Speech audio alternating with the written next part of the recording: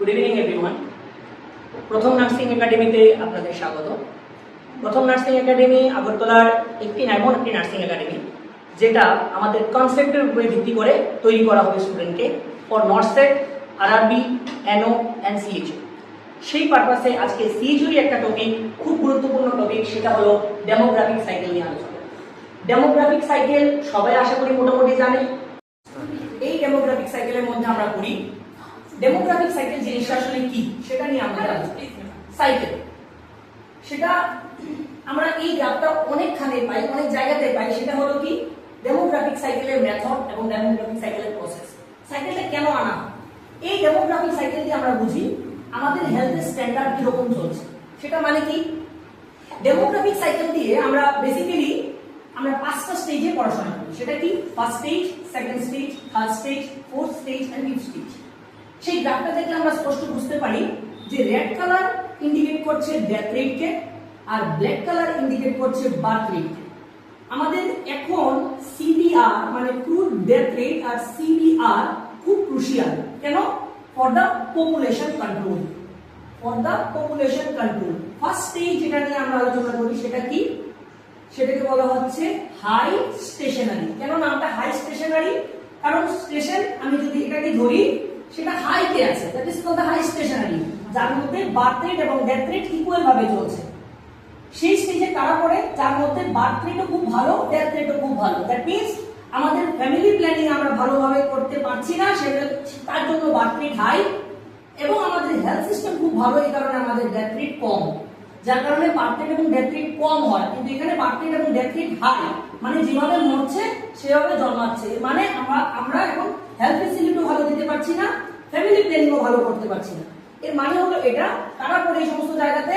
বিভিন্ন African state বা African কান্ট্রিগুলি যেগুলিতে এখনো পরিষেবা ঠিকমতো যায়নি, সেটাকে বলা হচ্ছে কি হাই স্টেশনারি স্টেজ।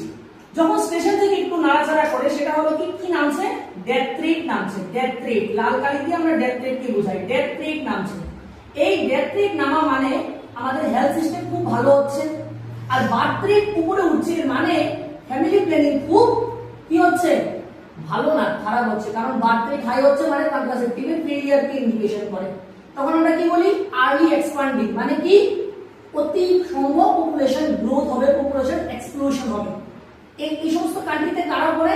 এই সমস্ত কান্ট্রিতে এখন বর্তমানে ইউনাইটেড আমেরিকা বা ইউএসএ এগুলি পড়ছে। এরপরে কে পড়ছে? Late expanding. মানে কি লেট এক্সপ্যান্ডিং মানে হলো বার্থ রেট কমছে, ডেথ রেটও কমছে। এর মানে আমাদের হেলথ সিস্টেমও খুব ভালো এবং বার্থ রেটও কমছে, মানে আমাদের কন্ট্রাসেপটিভও খুব ভালোভাবে চলছে। এর মানে আমরা কি করতে পারছি? পপুলেশনকে কন্ট্রোল করতে পারছি, পপুলেশন কন্ট্রোল। এর মানে লেট এক্সপ্যান্ডিং। কে পড়ছে?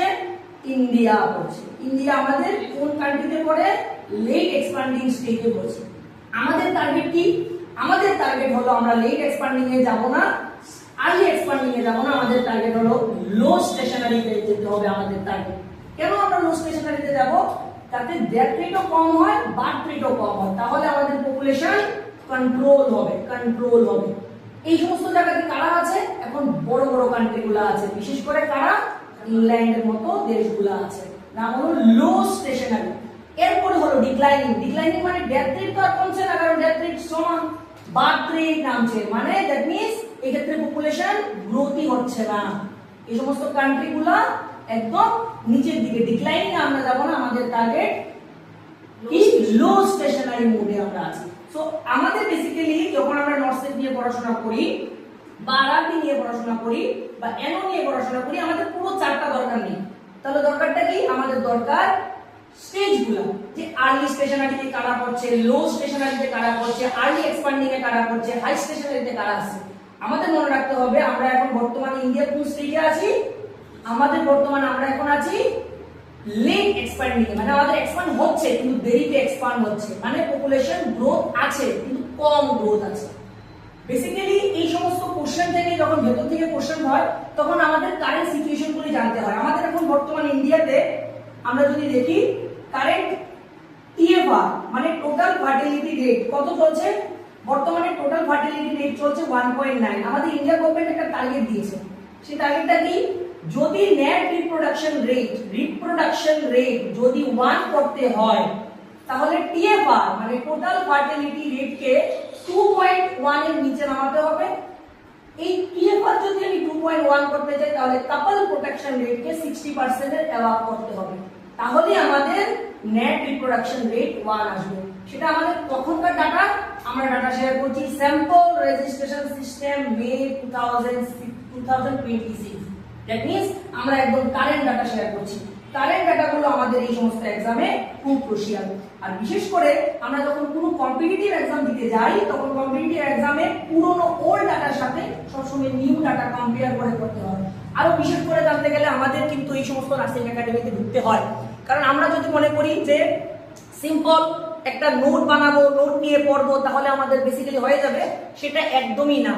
বেসিক কনসেপ্ট যদি ঠিকমতো থাকে তাহলে মেথড থেকে যাই হোক না কোশ্চেন আমরা সেটা অ্যাটেন্ড করতে পারবো। কারণ আমাদের ইন্ডিয়া এখন লেট এক্সপান্ডিং এ থাকতে পারে, আমাদের টার্গেট লো স্টেশনারি কিভাবে আমরা আনবো যদি আমরা না পড়াশোনা করি। তো দ্যাট মিন্স কনসেপ্ট আগে ক্লিয়ার করতে হবে, তার জন্য এই সমস্ত নার্সিং একাডেমি করি। আমাদের এই প্রথম নার্সিং একাডেমিতে আমরা ফার্স্ট জুলাই যে বেস্ট স্টার্ট করছি সেটাতে আমরা বেস্ট নার্সিং কোয়ালিটি এবং বেস্ট নার্সিং ফিউচারকে আমরা ডেভেলপ দিতে পারবো।